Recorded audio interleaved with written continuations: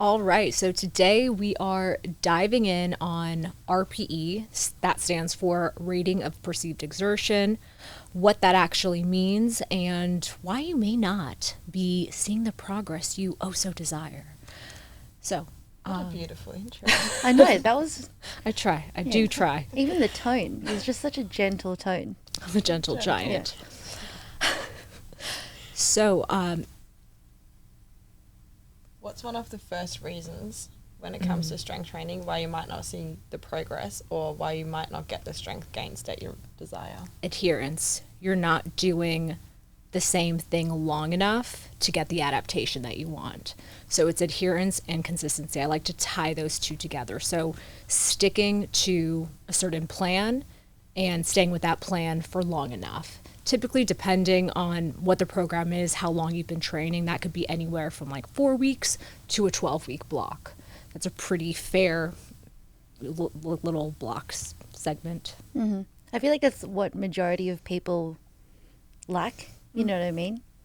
I think it's because it's just not as fun doing something like different and new. And so the boring basics is usually the thing that people don't end up ticking off, which is where I think people tend to struggle quite a fair bit. And then there's like the other stuff of like, are you doing like the right amount of weight that will get you those adaptations?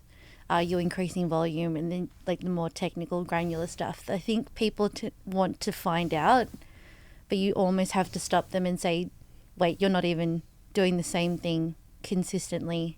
Let's start there first. Yeah, I think it's the boring answer that no one wants to hear. You guys just have to be consistent and put the work in over and over, rep by rep, each week.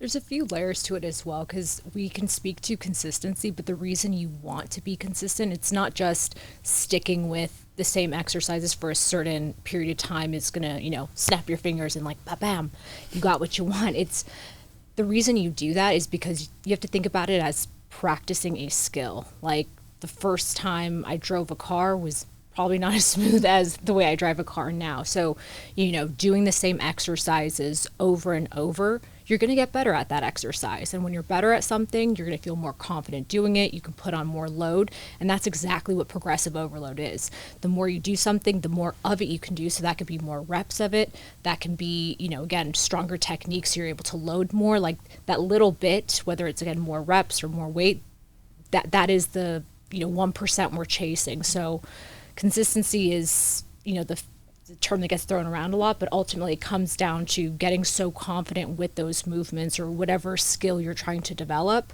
that, you can do it sideways, backways, with your eyes closed, like all that good stuff. That's so true. I think it's also super important to mention that perfectionism isn't going to help you. While we want you to be consistent, don't aim for 100% perfection all the time, but make sure that you're consistently getting better, working on yourself.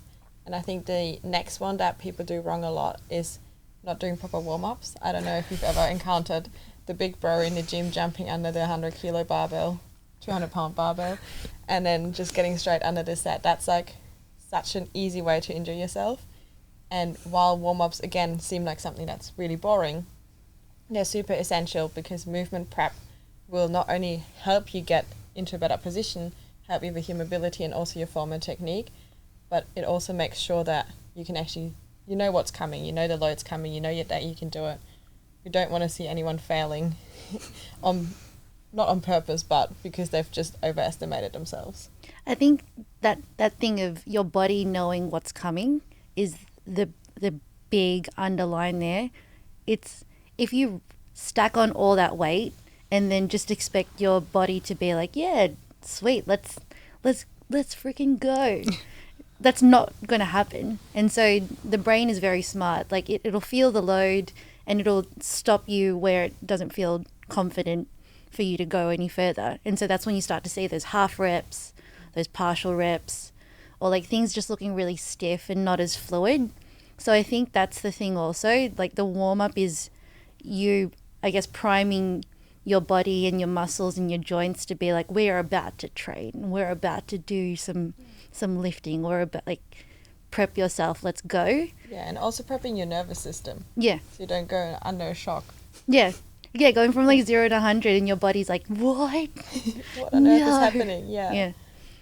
Yeah, definitely priming yourself for, as you said, the work that you're about to do. And yeah, priming your body for the work it's about to do. Because I mean, I speak from experience when I say, like, I've definitely had sessions where I did not warm up adequately, and I still made myself move the weight I wanted to. But again, you're going to see compromised form. I've done that. I'm guilty of that. Or again, then that's kind of how you develop imbalances, because if you consistently do something in a certain way without working the other planes or the other angles, your body gets so used to doing it that like as soon as it goes into it like freaks out and it's like everything goes to hell. Yeah. I think there's like that element of time as well, because like sometimes you don't have 2 hours 2 hours to do your session, and you only have maybe 45 minutes, and like it's like, oh, I just got to get in, get out. I'll just do what's on paper, skip the warm up. That's why in those situations I found this hack, and the hack is, if I've got to do like 5x5 heavy back squats, I'll do, those warm up sets with like empty bar, 10 kilos or 22 pounds plates. And then I just keep stacking on until I get to my working weight. But even in between those, there's no tempo work, but I'll do some tempo work in those warm-up sets to, I guess wake up the body and maybe get it to a stage where it's getting prepared to lift those heavy weights. And then also with those warm-up sets, it's easy to almost feel where, okay, I think this hip is needing a little bit more extra attention. And so before I get onto the next set, I'll get a band, I'll do like, the single leg thing or whatever I need to do to keep moving things along, rather than, okay, I'm going to do some movement prep. Because I am guilty. I definitely don't do warm up and movement prep consistently, and that's my workaround. Okay. Do you guys do it? I do the same. I warm up maybe with like a couple of things, maybe 2 or 3 warm-ups, and then I get under the bar, and then in between my rest periods, I do more activation work of whatever feels wrong on the day, prime some stuff there, but I can't commit to a 10 to 15 minute warm-up before I get under the bar, because I just get so bored. And then my session just takes so much longer. So if I trick myself doing it between a rest period, the rest period becomes more functional, and I get my warm-up stuff done, because going up to lifting quite a heavy load, the 20 kilo barbell is likely not going to injure you when you first start it, but then as you build up, by the time I get to my top set, I have done all my warm-ups, and the 15 minutes is probably over, and like in between that. So that is a good trick. I like that hack. And sometimes you feel like a bit of a fraud, because I'm always like, you have to do your movement prep, like never skip the movement prep. And here I am, like not even doing any of that. So there's times where I'm like, I'm just not practicing what I'm preaching, but I don't have time, so I don't really care. Whatever works. Oh, yeah, I think 100%. that's another good point. Like whatever works for you and your body, you know your body best. So if that's working for you, works for me as well. I like that approach. Unfortunately, I do not have the luxury of not doing a warm-up with so many, not so many, and just in case my physical therapist is listening, I do warm up. I warm up every day. I really do. There was definitely a time where I didn't, and I would do something super abbreviated and then do a similar model as you spoke to. Now I will do a proper warm up. Like I need to mobilize the areas, especially the muscles that have been most recently injured, or the areas or joints that are not so happy with me right now. Those areas need to be mobilized, or else the actual lift won't happen. So Fair point. Don't get old. Fair point. I think for context though, I should probably backtrack, because I do warm up and do movement prep, and those are the days where I'm doing 2 sessions in the week, because I'll do like, my accessory work in the morning before I start work, and then 2 days of the week in the evenings I do Olympic weightlifting. And so those 2 nights I'm going to be smart. I'm not going to break my shoulders or anything, and I'll commit a bit more time and more focus to that session's worth of warm-up stuff. But yeah, all the accessory morning sessions, I only have 45 minutes, so it's very much get out mentality. So yeah, I do warm up, so I do practice what I preach, but it's very much a priority of, I already know my body, I already know like where it's at, I know what works, what needs more focus. So yeah, I should probably pre-frame that as well. So yeah, not Good just like save. going rogue on every single session, like go for it. No. I think talking about movement prep, it's also going to be super important to talk about what happens between the workouts. What does the rest look like? Are you resting between your sets? Because when we're training for strength, we need to make sure that we're also actually resting and not just doing movement prep between our rest, but then also really focusing on recovery outside of our training, making sure that we are hydrating, making sure that we're having good nutrition. So what do you guys do for that?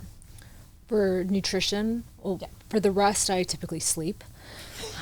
Fair point. I'm quite sedentary when I'm not training, to be honest. Back in the day when I was, at a more like commercial gym, like on the PT floor, all that stuff, but, constantly on my feet. Nowadays, it's not quite like that. So outside of my training sessions, I'm not moving very much, usually at a desk, driving, something like that. Hydration is super important. I definitely notice the difference the days maybe where I'm traveling and I'm not getting in enough water. My body like physically will feel different.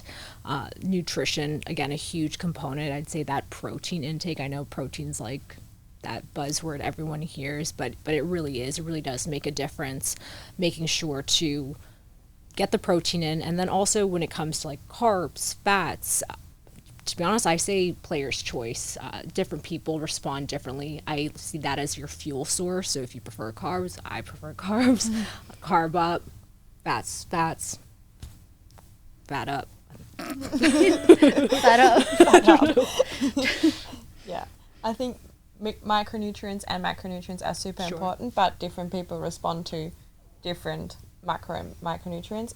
As long as you're fueling and eating enough and getting your calories in is probably a good start. And then for me, it's going to be overall calories depending on your goals.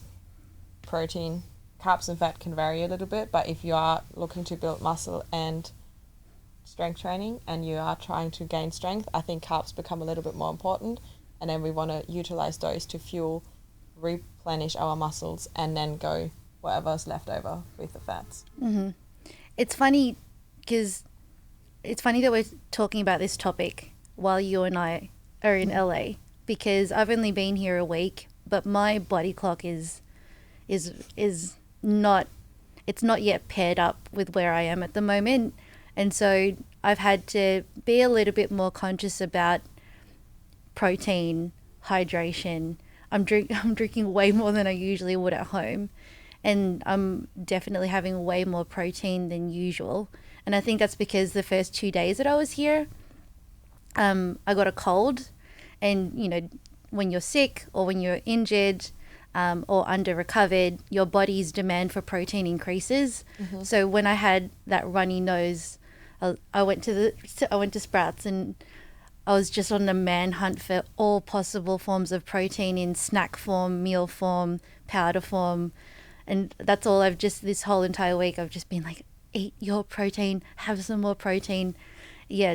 But it does have a huge effect. Like, luckily it was okay. It was just a 48-hour thing. But even when I went to SBC to do those, like my dream was I was going to train every morning that I was here. I'm going to keep my routine, but I've only really clocked one session. I've only really clocked one session. And that session was like the hardest session. And it wasn't even like knowing that I'm traveling and knowing that, sleep's going to be off, nutrition might be a little bit off. You're a little bit more kinder to yourself about your training sessions. But yeah, that one session, I wasn't even I was maybe at 60% of my PB on my back squats, and that felt really, really hard.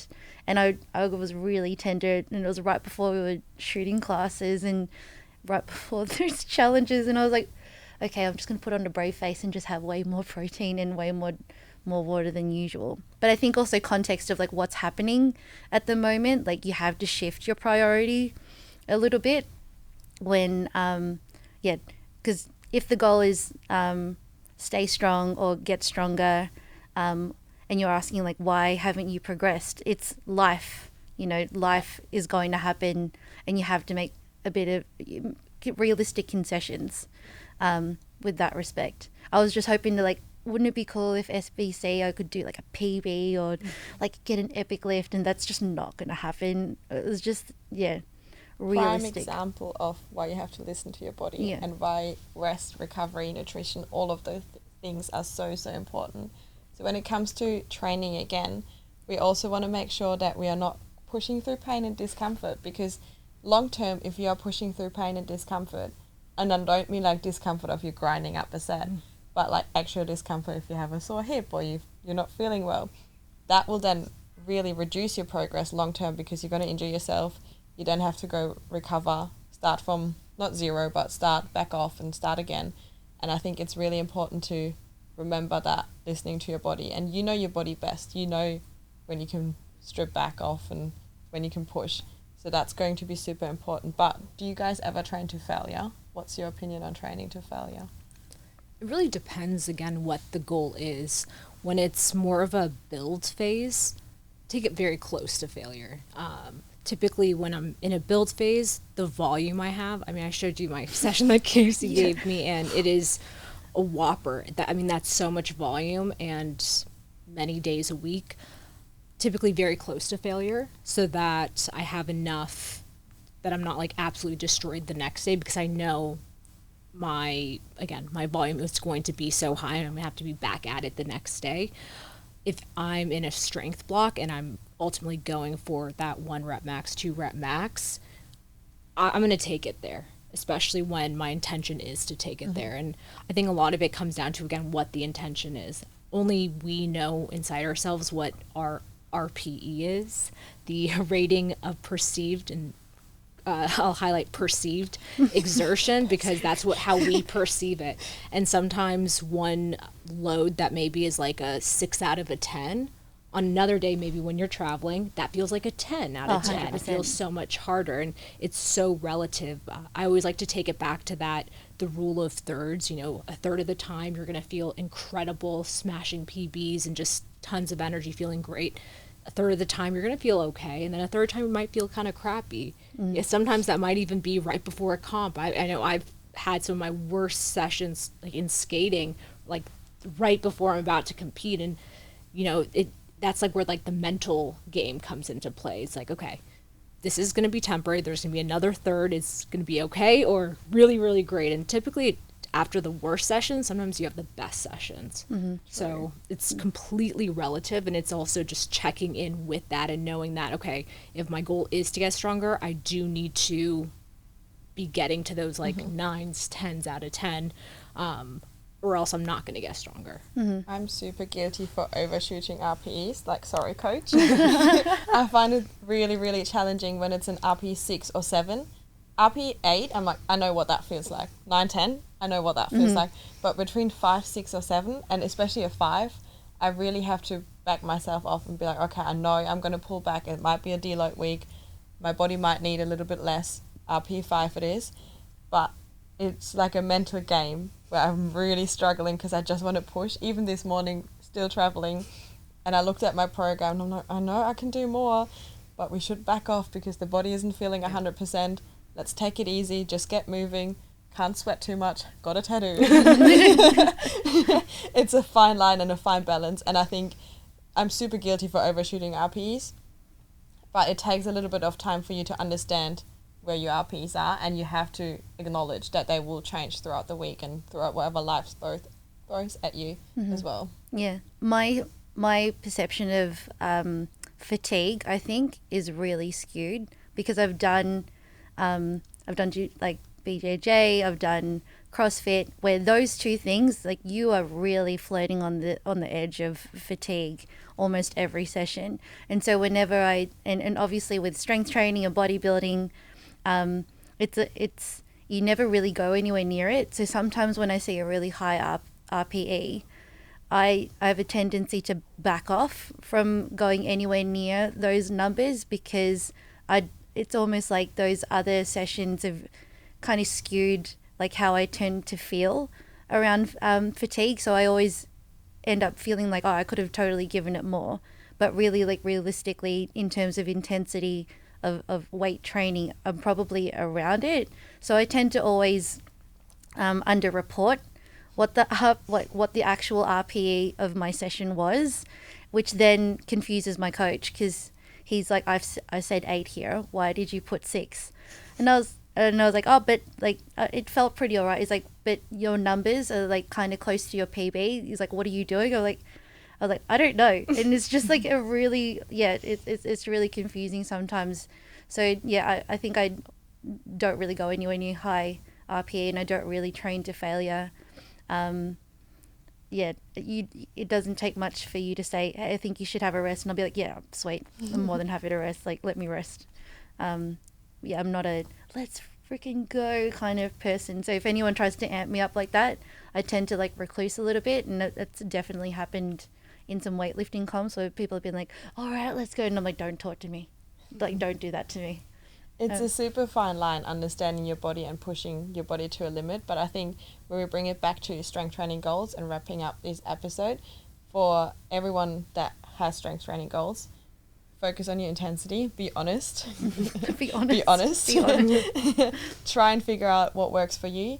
Make sure that you are hydrating. Make sure that you're sleeping. Make sure that you're training to an intensity that you can on the day. Know when you back off and learn when to back off. And there will be times where it's going to be easier. You're going to overshoot some targets, and that's totally fine. It's always a learning journey. But yeah, just make sure that you learn to understand your body. Mm-hmm. Intuition. Absolutely. And I think we've all spoken to, even we need help sometimes from a coach. So if anyone ever has any questions, Vitruvian coaches are here to support anytime. Even the 3 of us have coaches. We all need a coach for whatever reason. Definitely. Good luck. Cut.